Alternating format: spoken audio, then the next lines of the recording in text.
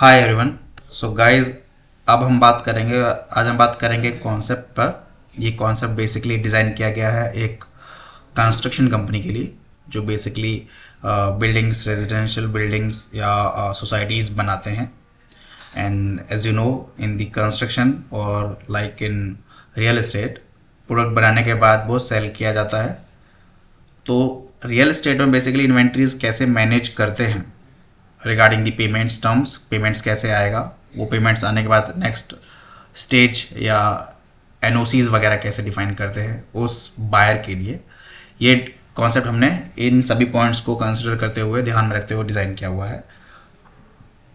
Same वही है, UI हमने बनाया हुआ है सो दैट कि कोई भी यूज़र अपने रिक्वायरमेंट के अकॉर्डिंग उसको एक्सेस कर पाएगा किसी भी डिवाइस से। जैसे कि मैं अगर आपको इसको मोबाइल इंटरफेस पे दिखाता हूँ तो ये कुछ इस तरह ओपन होगा मोबाइल में भी आप प्रॉपरली इसको एक्सेस कर पाएंगे। अभी हम चलते हैं वापस डेस्कटॉप मोड में। सो बेसिकली ये इंटरफेस पे हम जो बैकएंड यूज़ कर रहे हैं वो गूगल शीट ही यूज़ करेंगे। इसमें हमने ऑलरेडी बहुत सारा डमी डेटा ऐड कर दिया है सो दैट कि मैं आपको प्रॉपरली दिखा पाऊँ कैसे एक्ट करता है। सो गाइस, पहले हम चलते हैं पेंडिंग ब्रेकअप्स। अब ये पेंडिंग ब्रेकअप क्या है? इस पेंडिंग ब्रेकअप में आपको वो सारे क्लाइंट्स का डेटा मिलेगा बेसिकली जिन क्लाइंट्स के अभी EMIs जनरेट नहीं किए गए हैं। प्रोजेक्ट सेल हो गया है but according to the client requirement या क्लाइंट की कन्वीनियंस के अकॉर्डिंग बिल्डर ने या अकाउंट्स टीम ने अभी उन क्लाइंट के EMIs जनरेट नहीं किए हुए हैं, राइट। तो जैसे कि आप देखेंगे, मैंने इस पर क्लिक किया, यहाँ पे मेरे पास प्रॉपरली सारा डेटा निकल के आ जाएगा कि कितने क्लाइंट्स ऐसे हैं जिनके हमने EMIs जनरेट नहीं किए। सपोज हमने इसमें एक डमी एंट्री रखी है साक्षी। सो सपोज ये हमारे क्लाइंट हैं जिनके अभी EMI जनरेट नहीं करी है। सपोज ये 1 लाख रुपए का इनका पेमेंट आना है। हम जनरेट EMI पे जाएंगे एंड हम सिलेक्ट करेंगे यहाँ पे साक्षी, राइट। तो साक्षी पे हम आ गए, हमने साक्षी सिलेक्ट किया एंड यहाँ डिफाइन कर देंगे इंस्टॉलमेंट। सपोज ये 4 इंस्टॉलमेंट में पेमेंट करेंगे तो हम इनका यहाँ पे इंस्टॉलमेंट अमाउंट डिफाइन कर देते हैं। सो दैट सपोज ये कह रहे हैं कि 50,000 रुपये मैं पहले दे दूंगा एंड डेट डिफाइन कर दी। फिर इन्होंने कहा कि सेकंड जो इंस्टॉलमेंट है मैं सिर्फ 10,000 ही दे पाऊंगा आपको एंड हमने इसकी डेट डिफाइन कर दी। तो आप डेट अपने जो क्लाइंट की रिक्वायरमेंट है उसके अकॉर्डिंग रख सकते हैं, फिजिबल है। एंड सिमिलरली सेकंड में आपने कह दिया कि इसने कहा मैं 20,000 यहाँ पे थर्ड EMI में दूंगा, तो आप उसकी डेट डिफाइन कर दीजिए। एंड फोर्थ अमाउंट हमारे पास बच गया सेम 20,000 और इन्होंने कहा कि मैं ये वाला अमाउंट आपको सपोज इस डेट में दे दूंगा। तो इस तरह हमने एक क्लाइंट की आईडी के रेफरेंस में EMIs डिफाइन कर दी and then just generate instalment पे हम क्लिक करेंगे तो ये इंस्टॉलमेंट बेसिकली हमारी बैकएंड में स्टोर हो जाएगी। ये डेटा हमारा स्टोर हो गया बैकएंड में, क्लोज। सो गाइज, आपने यहाँ तक देखा ये कैसे एक्ट करेगा। एंड नाउ नेक्स्ट मूव करते हैं हम टुवर्ड्स अपडेट EMI, राइट। अगर हम अपडेट EMI पे जाते हैं, अब ये अपडेट EMI फीचर इसलिए काम करता है बेसिकली, सपोज कीजिए कि किसी क्लाइंट की आपने कोई EMIs डिफाइन की हुई हैं और क्लाइंट कहता है कि नहीं मुझे अपनी EMIs कम करानी है या ज़्यादा करानी है, तो इस फीचर्स में जाके आप वो कर सकते हैं। तो अगर मैं बात करता हूँ साक्षी की, तो आप देखेंगे साक्षी मेरा अपडेट हो गया। यहाँ पे मैं फैच इंस्टॉलमेंट पे क्लिक करूँगा तो साक्षी की जितनी भी इंस्टॉलमेंट हमने बनाई है वो हमारे को यहाँ पे सब दिख जाएंगे। और इफ़ समवन सेट की जो पहली EMI है मुझे वो चेंज करानी है तो आप चेंज कर सकते हैं। तो आप यहाँ पे देख पाएंगे इंस्टॉलमेंट अमाउंट, रिसीविंग कितना हुआ है, बैलेंस कितना है, ड्यू डेज क्या है। अब सिमिलरली मैं यहाँ पे इनकी इंस्टॉलमेंट अमाउंट को चेंज कर सकता हूँ। सपोज मैंने सेलेक्ट किया ये और मैंने कहा कि लास्ट EMI में इन्होंने कहा कि मैं 20,000 नहीं दे पाऊंगा, उसको 10 कर दीजिए। तो मैंने 10 डिफाइन कर दिया और इसमें एक आपकी ड्यू डेट डिफाइन कर दी like this and just update instalment. तो अब ये 4 EMIs बेसिकली पहले जनरेट थी, अब इनकी 5 EMIs जनरेट हो गई हैं, राइट। मैं फैच इंस्टॉलमेंट पे क्लिक करूंगा तो आप देख पाएंगे डेटा फिर से हमारा सारा अपडेट हो गया, राइट गाइज। तो ये ओवरऑल कॉन्सेप्ट इस तरह वर्क करेगा। इसमें आप EMIs भी डिफाइन कर सकते हैं और अपडेट भी कर सकते हैं। अब बात करते हैं इंस्टॉलमेंट रिकॉन्सिलेशन। सो सपोज अभी हम साक्षी जी की कुछ पेमेंट रिसीव कर लेते हैं, दैट कि उन्होंने हमें सपोज कुछ पेमेंट दे दिया है तो मैंने सेलेक्ट किया एंड हम इनका कुछ पेमेंट रिसीव कर लेंगे।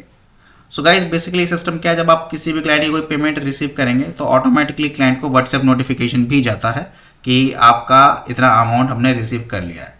तो सपोज मैंने यहाँ पे डिफाइन कर दिया 50,000, हमने इसका 50,000 रिसीव कर लिया और रिसीविंग डेट है हमारी 5 सितंबर। UTR नंबर डाल देंगे हम, UTR व्हाटएवर, सिलेक्ट बैंक डाल दिया हमने, ठीक है। ये हमारा पहला इंस्टॉलमेंट रिको कर दिया हमने इसको। तो आप देखेंगे हमारा एक पहला इंस्टॉलमेंट जो है वो अपडेट हो गया, राइट गाइज। सो क्लोज कर देते हैं एंड नेक्स्ट मूव करते हैं हम शो क्लाइंट डेटा पे।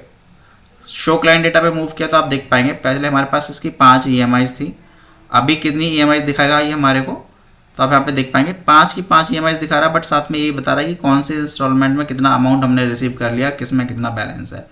अब जो ये अमाउंट है इसमें मैं अगर कुछ भी एंट्री करूँगा, मैं क्लिक कर रहा हूँ तो आप देख पाएंगे क्लिक नहीं कर पा रहा हूँ, बट नीचे पे क्लिक करूँगा तो क्लिक हो रहा है। ऊपर पे क्लिक इसलिए नहीं कर पा रहा हूँ क्योंकि पेमेंट इसका डल हो गया, तो कोई भी किसी भी तरह से इसमें कोई चेंज ना कर पाए, इसलिए ये डिसेबल हो जाता है ID। अब बात करते हैं इंस्टॉलमेंट रिकॉन्सिलेशन के बाद पेंडिंग इंस्टॉलमेंट में। तो वहीं हमने क्लिक किया, अगर हमें ये चेक करना है कि सिर्फ और सिर्फ साक्षी का कितना पेमेंट पेंडिंग है, तो मैंने सिलेक्ट साक्षी, तो आप देखेंगे यहाँ पे 4 EMIs बेसिकली हमारे को दिखा रहा है कि 4 EMIs का अमाउंट पेंडिंग है। वापस चलते हैं हम एक बार, सपोज हम कहते हैं अपडेट EMI में ही चलते हैं एंड हम साक्षी का ही फैच इंस्टॉलमेंट कर ले, तो अभी आप देखेंगे यहाँ पे डेटा सारा 000 दिखा रहा है और आप देखेंगे जैसे हमने EMI रिसीव किया ये ऑटोमेटिकली हमारा डिसेबल हो गया। अब हम इस पर्टिकुलर EMI में कोई चेंजेस नहीं कर सकते, राइट। अब अगर क्लाइंट कहता है कि आप एक काम कीजिए प्लीज़, मैं फिजिबल हूँ तो आप 5th नंबर की EMI को डिलीट कर दीजिए, मुझे नहीं चाहिए और मैं 4 EMIs में ही पेमेंट करूँगा। तो 5th को मैंने डिलीट कर दिया एंड मैं अब यहाँ पे इसको 20,000 कर देता हूँ।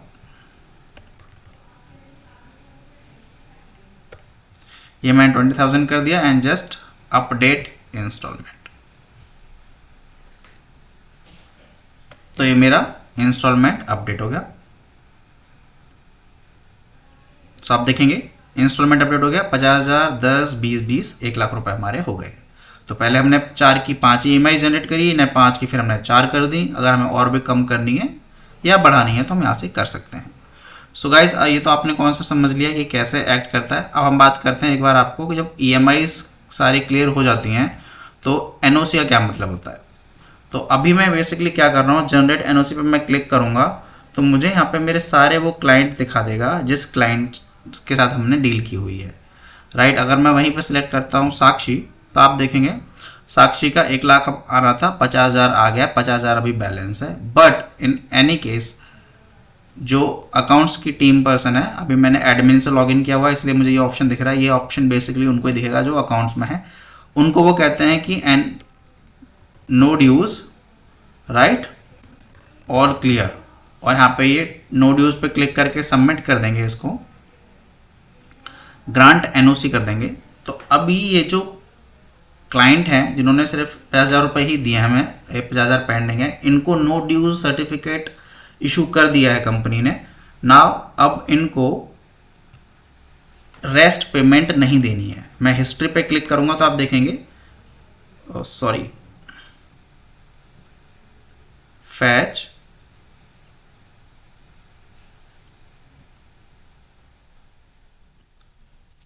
सो बेसिकली जब हम इनको ग्रांट करेंगे, NOC के लिए ग्रांट करेंगे, तो ये इनका कोई NOC इशूड या NOC का कोई इनको पेमेंट नहीं करना है। सो अब हम एक बार समझ लेते हैं, इसका डेटा बैकएंड में स्टोर नहीं हुआ ड्यू टू एनी रीज़न। मैं एक बार कोशिश फिर से करता हूँ। So suppose no dues and grant NOC, okay.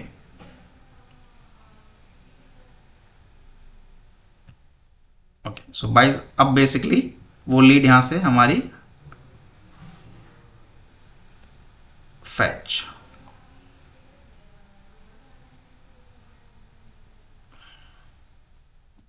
साक्षी।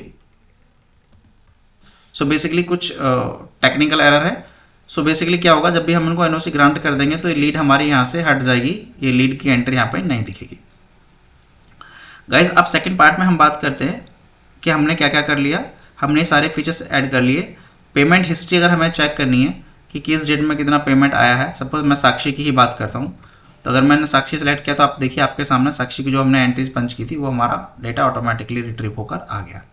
वहीं अगर हम रिपोर्ट में चलते हैं तो ये रिपोर्ट पार्ट भी जो बेसिकली है वो अकाउंट्स टीम का ही है। अगर रिपोर्ट्स में अकाउंट टीम ये चेक करना चाहती है कि मुझे ये देखना है इस टाइम फ्रेम से इस टाइम फ्रेम के बीच में बेसिकली कितना पेमेंट प्लान किया गया था, कितना रिसीव कर लिया, कितना बैलेंस है, तो इस तरह करके आपको सारा डेटा ऑटोमेटिकली निकल के आ जाता है, राइट। यहाँ पर भी आपको दिख जाएगा कि कौन सी EMI है, किस क्लाइंट की कितनी EMI थी, कितना उसका पेमेंट आ गया और कितना अभी बैलेंस है। सिमिलरली अगर हम इसमें साक्षी का नाम सर्च करते हैं, just a second, let me refresh it once.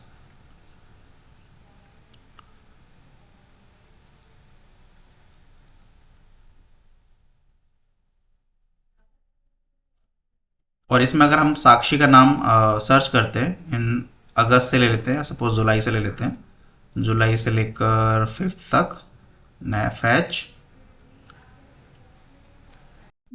Oh sorry, ये हमें बेसिकली रिपोर्ट में करना है। सो हमने यहाँ पे सिलेक्ट कर लिया जून एंड में 5th, जनरेट रिपोर्ट, तो हमारे पास ये सारा डेटा रिट्रीव होकर आ गया। अब इन एनी केस की हमें इसमें से कुछ सर्च करना है तो हम इजीली इसमें सर्च कर पाएंगे। यहाँ पर भी कोई एक कंसर्न आ रहा है जिसकी वजह से वो डेटा सर्च नहीं करना है, बट यहाँ पर भी वो हम सारा रिकॉर्ड सर्च कर पाएंगे। सिमिलरली अगर हमें ये देखना है कि 2024 में हमने ओवरऑल कितना पेमेंट रिसीव किया है, तो मैं जस्ट सेलेक्ट करूँगा और ईयरली रिपोर्ट पे क्लिक करके फैच करूँगा, तो आप देखेंगे इस तरह मेरा सारा डेटा रिट्रीव होकर आ जाएगा। किस वीक में कितना पेमेंट टारगेट था, कितना रिसीव हुआ है, कितना डिफरेंस आया है, ये सारी रिपोर्ट आपको इस तरह यहाँ पे मिल जाती है, राइट गाइस। तो 2024 का रिपोर्ट निकल के आ गया। सिमिलरली नीचे ग्राफ जनरेट हो जाएगा, कौन से प्रोजेक्ट में कितना पेमेंट आना था, कितना रिसीव हुआ, कितना डिफरेंस है, परसेंटेज ऑफ रिसीविंग क्या है, ये ऑटोमेटिकली इस तरह की रिपोर्ट जनरेट होके आ जाती है। So guys I hope you like the concept, I hope you like the video. If you like please subscribe the YouTube channel, और अगर आपको इस तरह की कोई भी रिक्वायरमेंट है आप नीचे दिए हुए नंबर पर कॉल कर सकते हैं। Thank you guys, thank you so much, take care, bye.